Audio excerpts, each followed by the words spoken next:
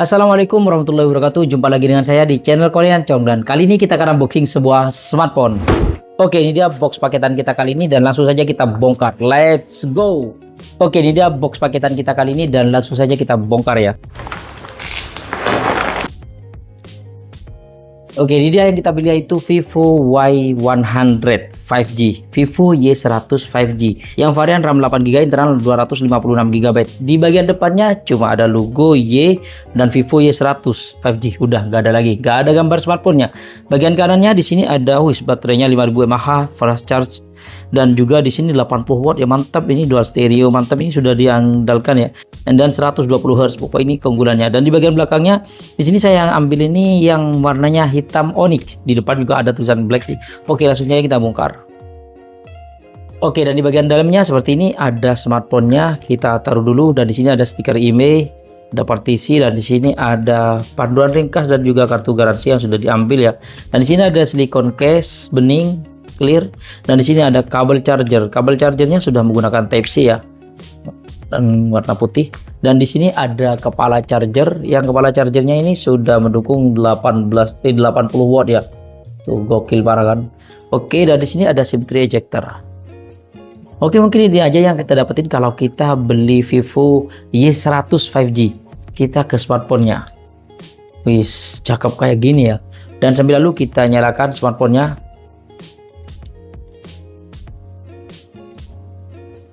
Oke, nyala, dan kita beresin barang-barang ini dulu. Dan sekarang kita bahas di bagian sisi-sisinya dulu. Di bagian kanannya di sini ada tombol on off dan juga tombol volume up down. Di bagian atasnya di sini ada mikrofon ya, dan di bagian sisi kirinya di sini kosong ya. Dan di bagian bawahnya di sini ada SIM tray, mikrofon, dan colokan charger Type C dan juga grill speaker. Dan sekarang kita cek SIM tray-nya. SIM tray-nya dia dual ya, dual SIM. Oh, dia hybrid. Di bagian sini dia bisa pakai microSD, dan dia juga ada karetnya, biar nggak masuk air, nggak kemasukan air. Dan sekarang kita setting bentar. Dan pas awal-awal kita aktifin smartphone-nya, yang internalnya 256GB sudah tersisa 237GB, berarti hilang sekitar 21GB ya. Oke, standar lah. Oke, ini dia smartphone-nya, dan saya sudah setting bentar. Wis, kalau kita lihat desainnya ini kayak familiar banget, yaitu dia mirip dengan Vivo V27 ya, Vivo V27 kemarin, baik yang 5G atau yang 4G. Tapi nggak apa-apa lah, kalau yang Vivo V30 itu kan kemarin beda banget ya, ada bulatan kayak gitu, beda banget. Cuma yang ini ya mirip ya, cuman ini harganya cukup oke lah, di harga 3 juta, nggak nyampe 4 juta ya. Tapi ya sekarang kita akan bahas di bagian variannya dulu. Variannya ini ada dua varian ya, yang itu ya varian 4G dan varian 5G. Harga yang 4G itu di harga sekitar 2 jutaan kalau kita beli online ya, tapi kalau beli offline biasanya lebih mahal. Varian yang 5G ini ada dua varian, yaitu yang RAM 8GB, internal 128GB, yang dijual dengan harga 3.599.000, atau yang RAM 8GB, internal 256GB, yang dijual 3.899.000.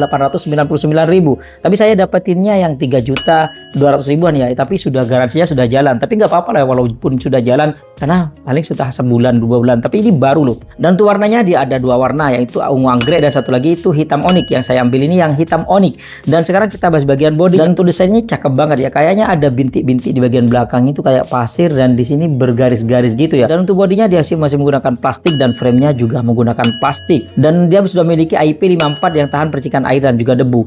Dan sekarang kita bahas bagian layarnya. Ini layarnya menggunakan layar AMOLED, ukurannya itu 6,67 inch. Resolusinya sudah Full HD Plus, yaitu 1080 x 2400 pixel. Rasionya 20,9 banding 9, dan refresh rate-nya sudah mantap di 120 Hz. Cakep banget. Dan untuk kecerahannya dia sudah 1200 nit di bawah terik matahari. Wah, terang banget, cakep banget pokoknya. Untuk proteksinya saya nggak tahu.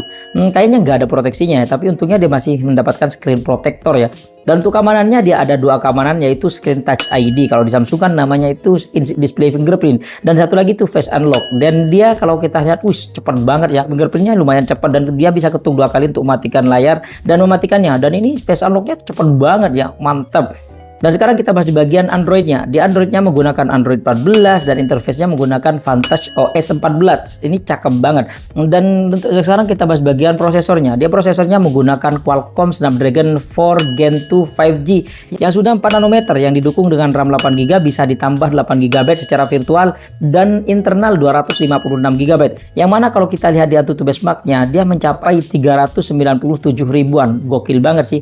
Dan untuk sensor-sensornya lumayan lengkap ya. Karena gyroscope-nya juga ada dan lumayan agresif walaupun nggak agresif banget. Dan untuk lain-lainnya NFC ada banget. Dan untuk speakernya dia sudah stereo high res audio yang bisa dikencengin maksimalkan sampai 300%.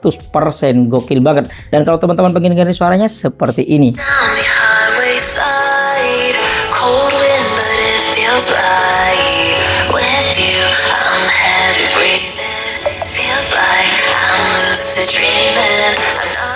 Dan itu fitur-fitur lainnya dia ada split screen, ada mini Windows dan small Windows. Cakep sih. Untuk mode split screennya dia ternyata lumayan ribet ya. Klik di atas, split screen kayak gini jadi dua. Atau teman-teman bisa kayak gini, dia klik di bagian atas, klik di bagian atas bisa berbagi kayak gitu. Atau teman-teman kalau misalkan screennya kecil bisa jadi kayak gini, jendela kecil. Lumayan lah, makin kecil lagi. Dan sekarang kita bahas bagian baterainya. Baterainya dia berkapasitas 5000 mAh yang didukung dengan charger 80 watt dan mendapatkan jaminan selama 4 tahun. Kalau kurang dari 80% katanya akan diganti gratis oleh Vivo ya. Yang katanya diklaim oleh Vivo ini baterainya bisa ngecas selama 15 menit itu 45%. Dan ketika kita coba buat nonton YouTube selama 1 jam dia baterainya berkurang 6%. Ya lumayan irit ya. Dan ketika kita coba ngecas dengan charger bawaan yang 80 watt, dia 10 menit cuma bertambah 11%, 20 menit bertambah 25%, dan 30 menit cuma bertambah 39%. Nggak sesuai ekspektasi sih, tapi lumayan lah. Dan sekarang kita bahas bagian kameranya. Di bagian belakang ini ada dual kamera. Ini kelihatannya 3 tapi sebenarnya dual kamera. Satunya ini cuma gimmick doang. Yang ini ya kamera utamanya beresolusi 50 megapiksel aperture f1.8 wide dan kamera 8 megapiksel aperture f2.2 ultra wide, dan kamera depannya beresolusi 8 megapiksel aperture f2.0 wide. Masih 8 megapiksel ya. Dan untuk fitur-fiturnya di sini kalau kita lihat di sini ada mode foto yang bisa ultra wide dan zoom juga sampai 10 kali. Dan di sini ada mode portrait, ada mode malam, dan di sini ada mode video yang mana mode videonya ini bisa ngerekam sampai 1080p 30 fps. Depan belakang sama aja. Dan di sini ada mode shaky-nya ya atau stabilizernya. Kalau kita aktifkan mode stabilizernya dia akan stabil. Dan di lain-lain dia ada mode 50 megapiksel, panorama, dokumen, gerak lambat, selang waktu, pro, dan tampilan ganda juga foto live. Gerak lambatnya cuma di 120 fps saja. Dan untuk perekaman video dari sebetulnya kita akan tes di ruangan terbuka. Oke, ini dia perekaman kamera belakang dari Vivo Y100. Kalau kita lihat, wis, tuh karakter awannya kelihatan banget, ini mendung ya, dan dia getar-getar kayak gitu. Dan kita bisa aktifkan stabilizernya. Dan kalau tadi goyang ini sudah saya aktifkan stabilizernya, dan kita coba buat zoom sampai 6 kali, sampai 10 kali ya. Ya, oke. Dan stabil ya, walaupun saya agak shaky tangan saya. Kita balikin dan kita putar ke wajah. Sayangnya ini nggak bisa ganti ke ultrawide ya. Kita coba buat lari. Ya. Gimana teman-teman? Bagus nggak? Dan ini dia perekaman kamera ultrawide-nya. Ini saya menggunakan lensa ultrawide-nya ya. Kita coba buat lari. Stabil apa? Dia oke loh, ada stabilizernya di kamera belakangnya. Dan ini dia perekaman kamera depannya. Sayangnya di kamera depannya ini nggak ada stabilizernya. Jadi agak shaky gitu ya, goyang. Ini nggak begitu terang karena mendung. Dan karakter bagian belakang itu kelihatan banget ya. Apa ini karena olah XDR-nya? Tapi menurut saya bukan karena olah XDR-nya sih, tapi karena memang mendung, jadi kelihatan. Ini buktinya di bagian belakang ini nggak kelihatan, padahal saya ini berwarna baru kayak gini tuh. Bisa angle-nya sedikit bagian depan atau bagian belakang, tapi kita aturnya sebelum ngerekam ya. Maksudnya kayak gini, bisa dipindah ya, cuma sayangnya harus di stop dulu atau dijeda dulu atau dimatikan dulu ya. Bisa hati juga atau persegi seperti tadi. Dan dia ada tampilan ganda kayak gini ya, tapi sayangnya stabilizernya nggak aktif kalau kita aktifkan mode gandanya. Dan dia bisa diganti mode, bisa lingkaran juga. Oke, ini dia perekaman kamera belakang dari Vivo Y100.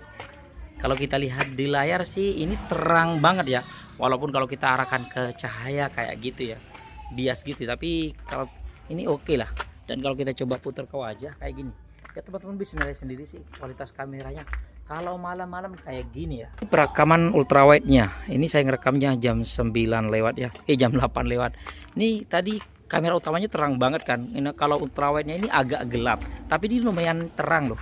Nih kalau kita hadapin ke sini, ini beda sedikit sih dengan kamera utamanya, tapi lumayan terang. Dan kalau kita putar ke wajah kayak gini ya, teman-teman bisa nilai sendiri sih untuk kualitas kamera ultrawide-nya. Apakah sebagus kamera utamanya? Jelas nggak bakalan sama sih, karena resolusinya juga jauh sih. Dan untuk hasil fotonya sih untuk kamera depannya sih oke ya, tapi agak soft gitu. Dia wajahnya agak dipercantik gitu ya. Untuk mode portraitnya lumayan oke sih menurut saya. Dan kalau kita gunakan kamera belakangnya, ini lebih natural banget. Kalau kamera belakangnya ultrawide-nya juga mantap banget, masih natural banget, cakep. Mode portraitnya juga cuman agak nge-crop gitu ya, dekat banget. Untuk zoomnya standar di 10 kali doang ya, standar lah. Kalau kita gunakan malam-malam, kamera depannya ini kurang oke ya, kayaknya agak pucat gitu. Baru kalau kita gunakan kamera belakangnya, ini lumayan berwarna tapi agak abstrak gitu ya kalau kena lampu. Baru mulai oke kalau kita gunakan mode malamnya. Dan kalau kita gunakan di tempat yang gelap banget, ini terang banget ya. Biasanya di sini tuh gelap banget, terutama di ultrawide-nya. Ini di luar ekspektasi saya.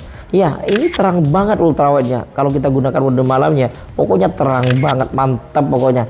Apalagi kalau kita gunakan mode pro-nya. Tapi di sini saya nggak gunakan tripod, agak goyang gitu ya. Oke, itu dia hasil perekaman video dan juga jepretan foto dari Vivo Y100 ya, Y100 Vivo Y100 5G. Bagaimana teman-teman, suka nggak? Kalau menurut saya sih smartphone ini cakep sih, dengan desain kayak gini, nggak mainstream kayak Realme atau Tecno, Spark, Infinix dan juga iPhone yang mirip banget. Dia standar kayak gini, mirip dengan Vivo V27 kemarin ya. Cuman kalau kita bahas di bagian kekurangannya, ini kekurangannya sih sedikit ya, yang banyak malah kelebihannya. Dan kalau kita bahas di bagian kelebihannya, ini banyak banget ya. Yang pertama, dia ada NFC-nya, sudah 5G, ada ultrawide-nya, chargernya sudah 80 watt, jaminan baterai 4 tahun yang bisa diganti gratis, jaminan asal di bawah 80%. Anti gores dijamin 4 kali penggantian selama 2 tahun. Speaker sudah stereo. Kamera belakangnya ada ACE-nya, ini mantap banget. Dan kalau kita bahas bagian kekurangannya, ya kekurangannya nggak banyak, cuman ada 2 saja menurut saya. Yang pertama, dia kamera depannya shaking, nggak ada stabilizernya atau ACE-nya. Dan yang kedua, dia masih hybrid ya. Ya itu aja, kalau misalkan kameranya nggak bisa pindah-pindah lensa, kalau di Vivo V27 itu kan bisa pindah kan, kamera wide ke ultra wide-nya. Kalau ini nggak bisa, tapi itu standar menurut saya, karena dia bukan HP mid range, HP ini entry level. Kalau mid range ke atas setengah 5 jutaan mungkin lah, apalagi flagship. Ya bagaimana, apakah ini recommended? Menurut saya sih recommended banget, cakep banget. Dan bezelnya di sini sudah nggak gede-gede banget ya, lumayan tipis. Kanan kirinya bezelnya lumayan tipis. Dan mungkin itu aja sih unboxing kita kali ini. Terima kasih buat teman-teman yang sudah mampir di channel kami. Jangan lupa yang belum berlangganan, silahkan tekan tombol subscribe. Kalau suka di like, kalau nggak suka diabaikan saja. Sampai jumpa di video unboxing berikutnya. Assalamualaikum warahmatullahi wabarakatuh.